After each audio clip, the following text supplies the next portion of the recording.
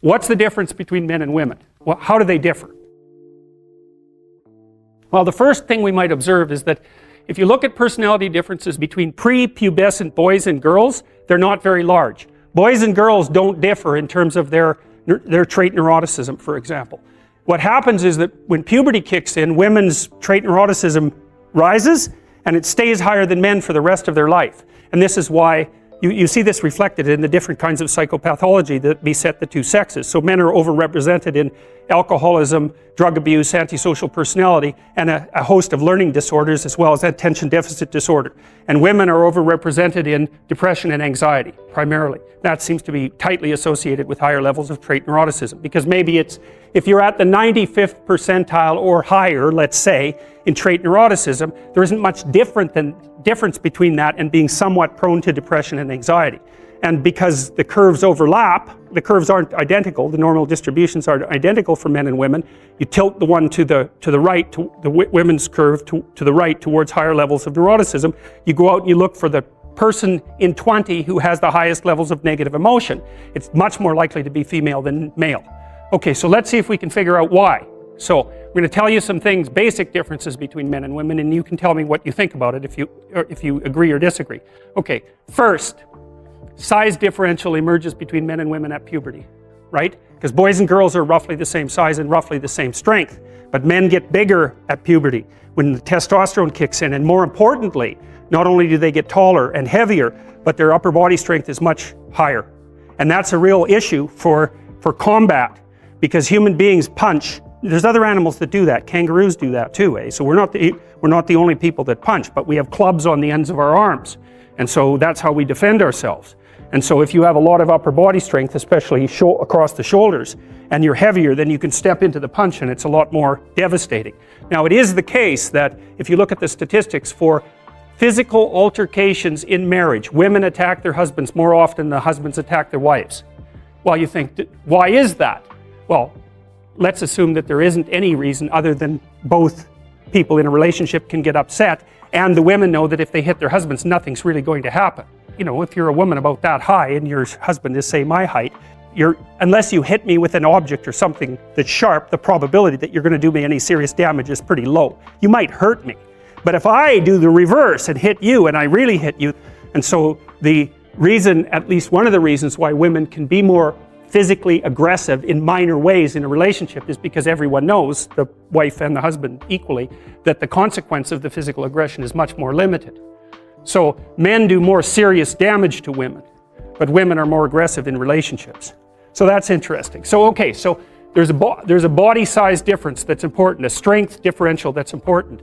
Next thing, I think, so let's assume that the reason that women are higher in sensitivity to negative emotion is because the world is actually more dangerous to women, right? Because that would be the most logical reason why there would be a sex difference in something like fear or sensitivity to punishment. Well, first there's the danger of physical altercation. Second, there's the sexual danger. So women become sexually vulnerable at puberty. And why do I say vulnerable? Well, it's straightforward. It's because the cost of sex for women is way higher than it is for men. And it certainly has been throughout our evolutionary history.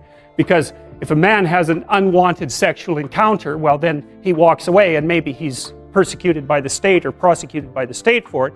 But if a woman has an unwanted, unwarranted, or incautious sexual encounter and she ends up pregnant, then, well, in traditional societies, you're just done. And even in modern societies that are rich like ours, I don't have to go into that. It's big trouble. No matter what you do about it, it's big trouble. So being more nervous about that makes perfect sense. But then here's the last thing. And I think that women's nervous systems are not adapted to women. I think women's nervous systems are adapted to the mother-infant dyad.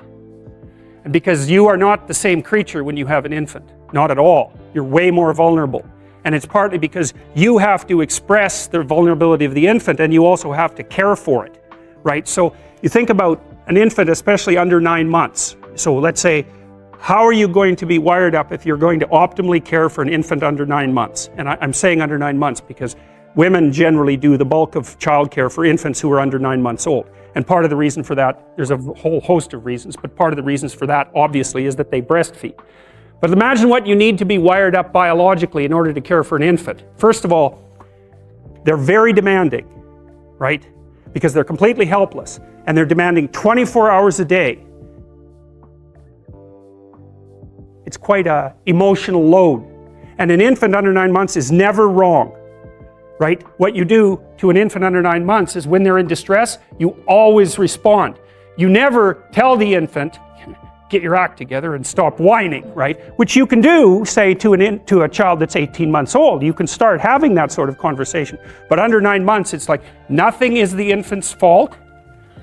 It's surrounded in an extraordinarily threatening world, and you have to be responsive to what it needs, regardless of what you want, and you have to be very sensitive to the threats that emerge in the environment.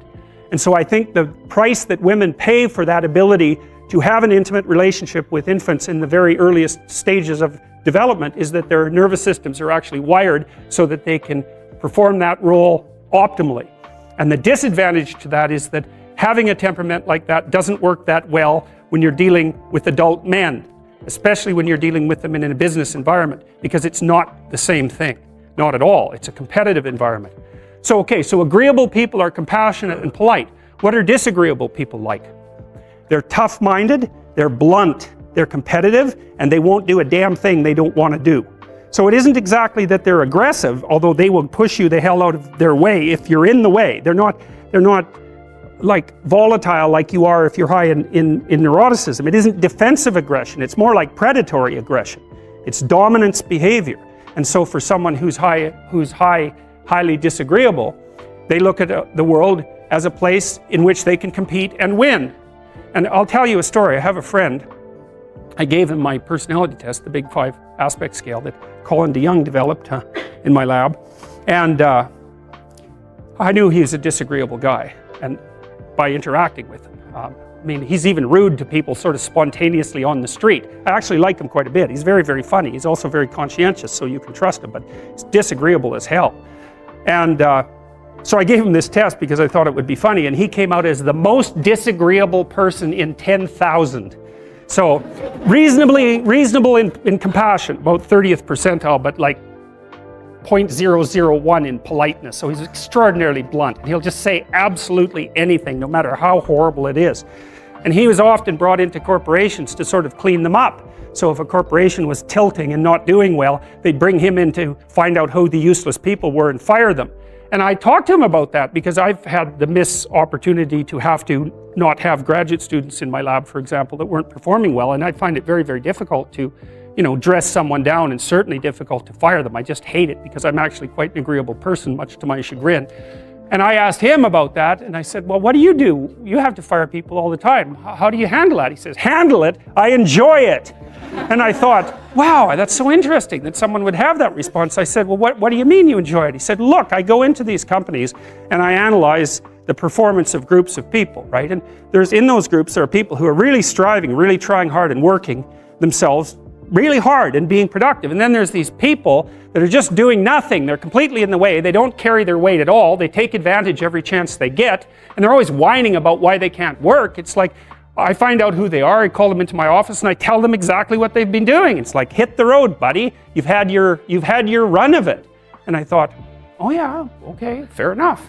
Well, I can tell you, I've had situations in my lab where I had underperforming graduate students. And one of the things that was really awful about that was that it was really hard on the high-performing graduate students, because they felt that even being in the same category as the people who weren't working hard and pulling their weight devalued what they were doing, and that's exactly right. And so this is also why there's a conscientiousness trait and an agreeableness trait. Because conscientious people judge you on your accomplishments, right? They don't give a damn about your feelings, not a bit. It's like, are you doing the work or not? Whereas agreeable people think, well, your mother's sick, and you've got a bunch of family problems, and we all have to take care of each other, and it's no wonder that you're having a rough time. And you can't say that one of those attitudes is correct and the other isn't correct. You can't say that. There wouldn't be those two dimensions if there wasn't something correct about both of them.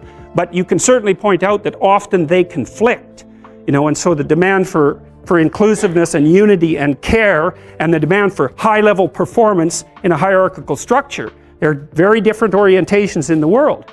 And so It's complicated for people who are agreeable and conscientious.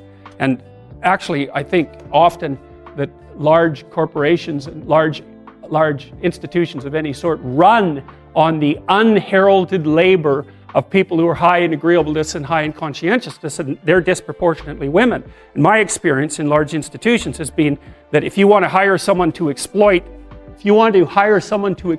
productively, you hire middle-aged women who are hyper-conscientious and who are agreeable, because they'll do everything. They won't take credit for it and they won't complain. And that's nasty, and I think that happens all the time. And so one of the things you have to be careful of if you're agreeable is not to be exploited, because you'll line up to be exploited. And I think the reason for that is because you're wired to be exploited by infants. And so that just doesn't work so well in that actual world. And one of the things that happens very often in psychotherapy, you know, people come to psychotherapy for multiple reasons, but one of them is they often come because they're too agreeable. And so what they get is so-called assertiveness training, although it's not exactly assertiveness that's being trained. What it is the ability to learn how to negotiate on your own behalf. And one of the things I tell agreeable people, especially if they're conscientious, is say what you think. Tell the truth about what you think. There's going to be things you think that you think are nasty and harsh, and they probably are nasty and harsh, but they're also probably true. And you need to bring those up to the forefront and deliver the message. And it's not straightforward at all, because agreeable people do not like conflict. Not at all. They smooth the water. You know, and you can see why that is in accordance with the hypothesis that I've been putting forward. You don't want conflict around infants. It's too damn dangerous. You don't want fights to break out. You don't want anything to disturb the relative peace. You know, and if you're also more prone to being hurt physically and perhaps emotionally, you're also maybe loath to engage in the kind of high-intensity conflict that will solve problems in the short term, because it takes a lot of conflict to solve problems in the short term. And you know, if that can spiral up to where it's dangerous, which it can if it gets uncontrolled, it might be safer in the short term to keep the waters smooth and to not delve into those situations where conflict emerges. The problem with that is it's not a very good medium to long-term strategy, right? Because lots of times there are things you have to talk about because they're not going to go away. And so partly what you do with agreeable people is you get them to figure out, and they have a hard time with this too. If you ask a disagreeable person what he wants, say, or she wants, they'll tell you right away. They know. It's like, this is what I want and this is how I'm going to get it. But agreeable people, especially if they're really agreeable, are so agreeable that they often don't even know what they want, because they're so accustomed to living for other people and to finding out what other people want and to trying to make them comfortable and so forth, that it's harder for them to find a sense of their own desires as they move through life. Look, there's situations where that's advantageous, but it's certainly not advantageous if you're going to try to forge yourself a career. That just doesn't work at all.